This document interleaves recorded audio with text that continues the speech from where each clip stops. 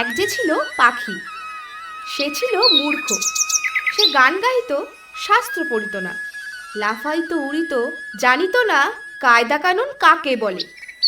রাজা বলিলেন, এমন পাখি তো কাজে লাগে না, অথচ বনের ফল খাইয়া রাজহাটে ফলের বাজারে লোকসান ঘটায়। মন্ত্রীকে ডাকিয়া বলিলেন, পাখিটাকে শিক্ষা দাও।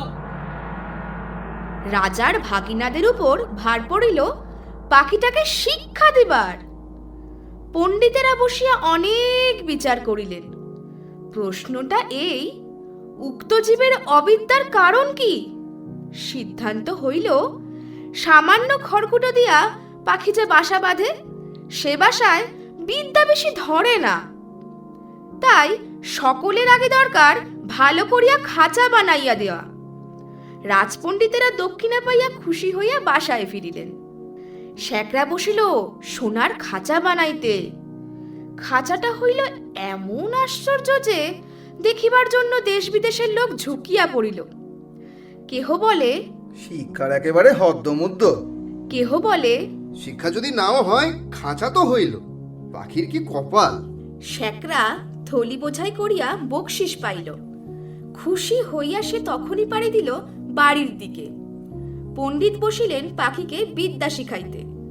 নস্য লইয়া বলিলেন, অল্প পুঁথির কম্য নয়। ভাগিনা তখন পুঁথিলেখকদের তলব করিলেন। তারা পুঁথির নকল করিয়া এবং নকলের নকল করিয়া পর্বত প্রমাণ করিয়া তুলিল। যে দেখিল সেই বলিল, সাবাস, বিদ্যার ধরে না। লিপিকরের দল পারিতোষিক লইল বলদ বোঝাই করিয়া। তখনই ঘরের দিকে দৌড় দিল। তাদের সংসারে আর টানাটানি রইল না।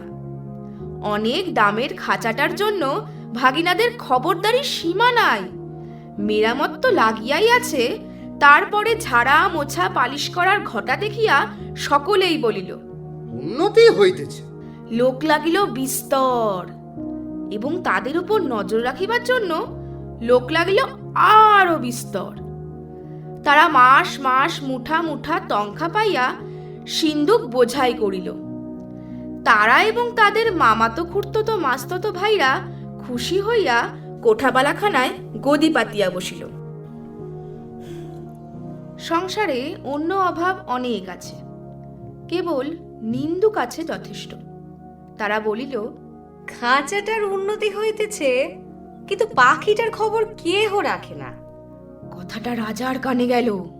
তিনি ভাগিনাকে ডাকিয়া বলিলেন, ভাগিনা, এ কি কথা শুনি?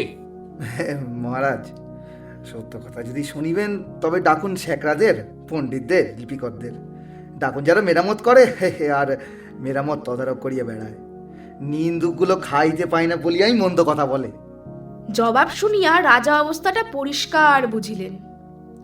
আর তখনই ভাগিনার গলায় সোনার হার চড়িল। শিক্ষা যে কি ভয়ঙ্কর তেজে চলিতেছে, রাজার ইচ্ছা হইল স্বয়ং দেখিবে। একদিন তাই পাত্র মিত্র অমাত্য লইয়া শিক্ষাশালায় তিনি স্বয়ং আসিয়া উপস্থিত। দেউড়ির কাছে অমনি বাজিল শাক, ঘণ্টা, ঢাক, ঢোল, কারা নাকারা, তুড়ি, ভেরি, দামামা, কাশি, বাঁশি, কাসর, খোল, করতাল, মৃদঙ্গ, জগৎ ঝম্প।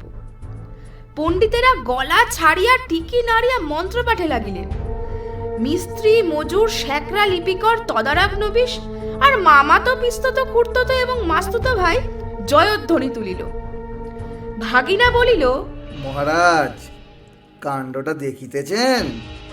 আশ্চর্য, শব্দ কম নয়। ভাগিনা বলিল, শুধু শব্দ নয়, পিছনে অর্থ কম নাই। রাজা খুশি হইয়া দেউড়ি পার হইয়া যেই হাতিতে উঠিবেন, এমন সময় নিন্দুক ছিল ঝোপের মধ্যে গা ঢাকা দিয়া। সে বলিয়া উঠিল, মহারাজ, পাখিটাকে দেখিয়াছেন কি? রাজার চমক লাগিল। বলিলেন, ওই যা, মনে তো ছিল না, পাখিটাকে দেখা হয় নাই। ফিরিয়া আসিয়া পণ্ডিতকে বলিলেন, পাখিকে তোমরা কেমন শেখাও তার কায়দাটা দেখা চাই। দেখা হইল। দেখিয়া বড় খুশি। কায়দাটা পাখিটার থেকে এত বেশি বড় যে পাখিটাকে দেখাই যায় না, মনে হয় তাকে না দেখিলেও চলে। রাজা বুঝিলেন আয়োজনের ত্রুটি নাই, খাঁচায় দানা নাই, পানি নাই, কেবল রাশি রাশি পুঁথি হইতে রাশি রাশি পাতা ছিঁড়িয়া কলমের ডগা দিয়া পাখির মুখের মধ্যে ঠাসা হইতেছে। গান তো বন্ধই, চিৎকার করিবার ফাঁকটুকু পর্যন্ত বোঝা। দেখিলে শরীরে রোমাঞ্চ হয়। এবার রাজা হাতিতে চড়িবার সময় কানমলা সর্দারকে বলিয়া দিলেন, নিন্দুকের যেন আচ্ছা করিয়া কান মলিয়া দেওয়া হয়। পাখিটা দিনে দিনে ভদ্রদস্তুর মতো আধমরা হইয়া আসিল। অভিভাবকেরা বুঝিল বেশ আশাজনক। তবু স্বভাব দোষে সকালবেলায় আলোর দিকে পাখি চায়, আর অন্যায় রকমে পাখা চটপট করে। এমনকি একদিন দেখা যায় যে সে তার রোগা ঠোঁট দিয়া খাঁচার শলা কাটিবার চেষ্টায় আছে। কোতোয়াল বলিল, এ কি বেয়াদবি!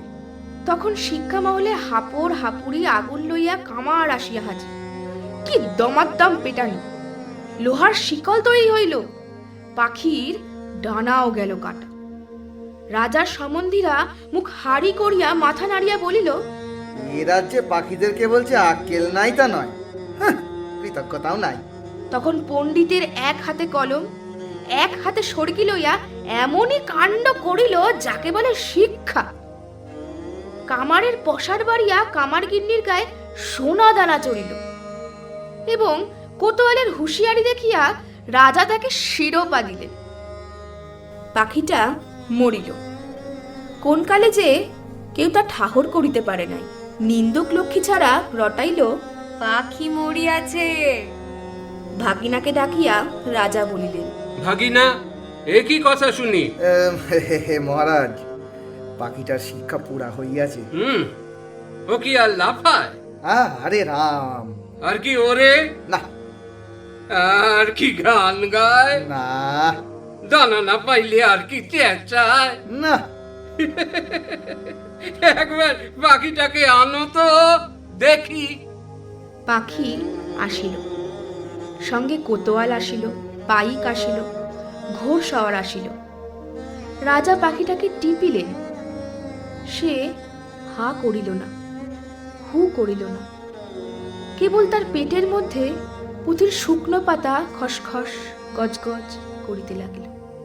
বাহিরে নব বসন্তের দক্ষিণ হাওয়ায় কিশলয়গুলি দীর্ঘ নিঃশ্বাসে মুকুল বনের আকাশ আকুল করিয়া দিল।